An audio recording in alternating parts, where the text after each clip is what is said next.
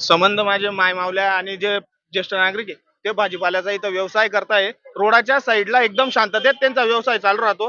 तरी देखील पोलीस प्रशासन आणि जे महानगरपालिकेचे कर्मचारी ते येऊन आमच्या भाजीपाल्यावाल्यांना सतत त्रास देत आहे. आणि आज तर असं झालेलं आहे की एका महिलेला डायरेक्ट मारहाण केलेली आहे.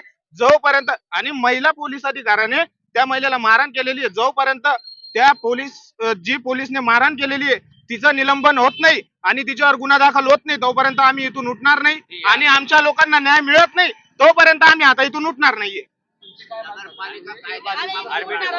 आणि नाही नाही नाही आम्हाला ज्या ठिकाणी त्यांनी जागा उपलब्ध करून दिली होती तर पावसाळ्यामुळे आम्हाला तिथं एवढा त्रास होतोय आणि तिथं भाजी घ्यायला कोणीच येत नाहीये. त्याच्यामुळे आम्हाला इथंच बसावं लागणार आहे. तर याच्यामध्ये आता पोलीस प्रशासनाने आणि महानगरपालिकेने मध्यस्थी करून आम्हाला व्यवस्थित इथल्या इथेच आम्हाला जागा करून द्याने त्यांच्या हिशोबाने ते भाजीपाल्यावाल्यांना सांगताय की तुम्ही माझ्यासारखा आणि मुरुम टाकून घ्या. आता भाजीपाल्यावाल्याला पोटावर कमवणारे ते लोक कसं काय करतील?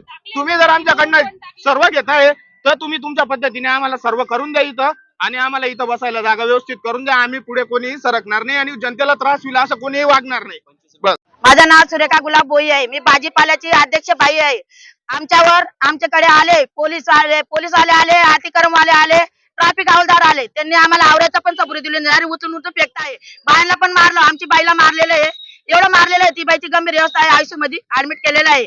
तर ही बाईला पोलीस बाई आहे, ट्रॅफिक हवालदार बाई, ती बाईवर गुन्हा दाखल करायचा आहे आम्हाला. हो, आम्हाला न्याय पाहिजे. भाजीवाल्यांना आमचा 20,000चा माल फेकून दिलेला आहे त्यांनी रोडावर. ही बाईला निलंबित करा आणि आमचं काय ती बाईचं बघायला पाहिजे. आम्ही रोडावर उठणार नाही. आम्ही मंत्रालयापर्यंत जाऊ, मोदी सरकारपर्यंत जाऊ, पण आम्ही रोडावरच बसू.